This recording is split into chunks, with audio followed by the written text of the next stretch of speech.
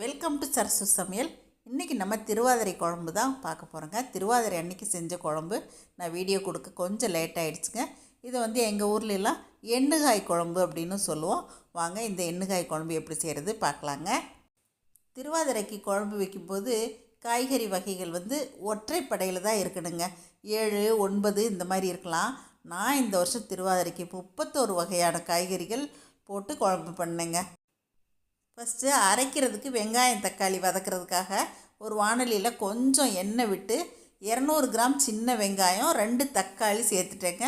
இப்போ இது நல்லா வதங்கி வரணும். இதுக்கடையில் நம்ம குழம்பு தாளிக்கிறதுக்கு இப்போ பாத்திரம் அடுப்பில் வச்சாச்சுங்க. தாளிக்கிறதுக்கு நம்ம நல்லெண்ணெய் கடலெண்ணெய் எது வேணால் விட்டுக்கலாங்க. நான் கொஞ்சம் குழம்பு ஜாஸ்தியாக செய்கிறதால கொஞ்சம் பெரிய பாத்திரத்தில் தான் எல்லாத்தையுமே சேர்த்துக்கிறேன்.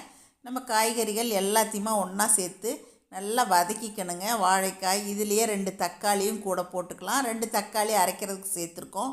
இப்போ இது எல்லாத்தையுமா சேர்த்து நம்ம நல்லா வதக்கி விட்டுக்கலாங்க. இப்போ சின்ன வெங்காயம் தக்காளி நல்லா வதங்கிருச்சுங்க. 1 ஸ்பூன் அளவுக்கு சோம்பு சேர்த்துக்கிட்டேங்க. இப்போ இதை நல்லா ஆறினதுக்கப்புறமா மிக்ஸி ஜாரில் சேர்த்து இந்த மாதிரி அரைச்சி வச்சுக்கலாம். இப்போ இந்த காய்கறிகள் வதங்கினதை ஒரு மூடி போட்டுட்டேங்க. கொஞ்சம் நேரம் நல்லா இந்த மாதிரி வதங்கி வந்திருக்கு. நான் நாட்டு காய்கறிகள் தான் அதிகம் சேர்த்துருக்கேன். கூடவே கேரட், பீன்ஸு, முட்டைக்கோஸு, பீட்ரூட்டு இதெல்லாமும் சேர்த்துருக்கேங்க. இப்போ குழம்புக்கு தேவையான உப்பு சேர்த்தாச்சு. உப்பு சேர்த்து இதை நல்லா கலந்து விட்டுக்கலாங்க. இந்த குழம்புக்கு காரத்துக்கு எங்களோட சரசூஸ் ஃபுட் ப்ராடக்ட்ஸ் ஃபிஷ் கறி மசாலா தான் சேர்க்குறேங்க. இந்த தூள் புளிக்குழம்புக்குமே சேர்க்கலாம். புளிக்குழம்புக்கு வத்த குழம்புக்கு எல்லாமே ரொம்ப நல்லாயிருக்குங்க. இப்போ நான் குழம்பு ஜாஸ்தியாக வைக்கிறதுனால அதுக்கு தகுந்த மாதிரி காரம் சேர்த்துக்கிட்டேன். கூடவே மல்லித்தூள் 1 டேபிள் ஸ்பூன், தனி மிளகாத்தூளும் கொஞ்சம் சேர்த்துருக்கோங்க. அந்த குழம்பு மிளகாய்த்தூளே காரம் இருக்கும். இருந்தாலும் கொஞ்சம் தனி மிளகாத்தூளும் சேர்த்துட்டு நல்லா பெரட்டி விட்டுட்டு மஞ்சள் தூள் 1 டீஸ்பூன் அளவுக்கு சேர்த்தாச்சுங்க. காஷ்மீரி மிளகாத்தூள் நல்ல கலர் கிடைக்குங்கிறதால கொஞ்சம் காஷ்மீரி மிளகாத்தூளும் சேர்த்தாச்சு. நல்லா இந்த மாதிரி பெரட்டி விட்டதுக்கப்புறமா நல்லெண்ணெய் கொஞ்சம் இந்த கலவையில் சேர்த்துடலாங்க. நல்லெண்ணெய் இந்த குழம்புக்கு நல்ல டேஸ்ட் கொடுக்கும். அதுக்காக தான் இந்த மாதிரி சேர்க்குறோம்.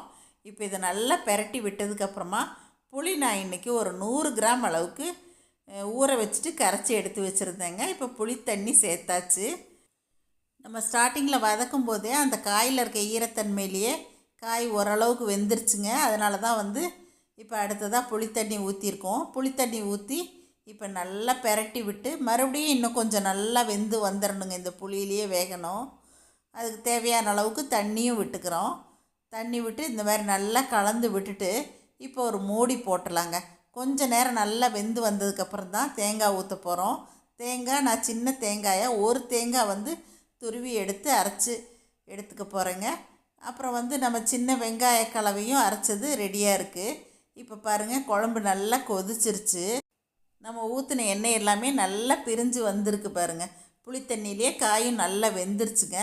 இப்போ தக்காளி வெங்காய கலவை வதக்கினது அரைச்சி வச்சுருந்தோம் இல்லைங்களா, அதை சேர்த்தாச்சு. சேர்த்துட்டு இப்போ இதை நல்லா கலந்து விட்டுக்கலாம். இப்போ நல்லா கலந்து விட்டுட்டு நம்ம சாதாரணமாக வைக்கிற மாதிரி இருந்துச்சுன்னா உப்பு காரம் பார்க்கலாம். விரதத்துக்கு செய்யும்போது உப்பு காரம் பார்க்க முடியாதுங்க. ஒரு மூடி போட்டுட்டு மறுபடியும் கொஞ்சம் நேரம் நல்லா வெந்ததுக்கப்புறமா தான் தேங்காய் ஊற்ற போகிறோம். இப்போ இதை நல்லா கலந்து விட்டுட்டு அரைச்சி வச்சுருக்க தேங்காய் கலவையை இதில் சேர்த்துடலாங்க. கொதிக்கிறதுக்கு கொஞ்சம் தேவைக்கு தண்ணியும் விட்டாச்சு. இப்போ இதை நல்லா மிக்ஸ் பண்ணி விட்டுட்டு இது நல்லா கொதித்து வரணுங்க. தேங்காய் ஊற்றினதுக்கப்புறமா ஒரு 5 நிமிஷம் இது இப்போ நல்லா கொதிச்சிருச்சுங்க. 5 நிமிஷம் கொதிச்சா போதுமானது. இப்போ பாருங்கள், குழம்பு நல்ல ஒரு கலர் வந்துருச்சு. நம்ம ஸ்டார்டிங்கில் குழம்பு தாளிக்கும் போது சும்மா ஜஸ்ட்டு காயெல்லாம் வதக்கி தான் விட்டோம். அதனால் இப்போ ஃபைனலாக இந்த குழம்புக்கு தாளிப்பு கொடுக்குறோங்க.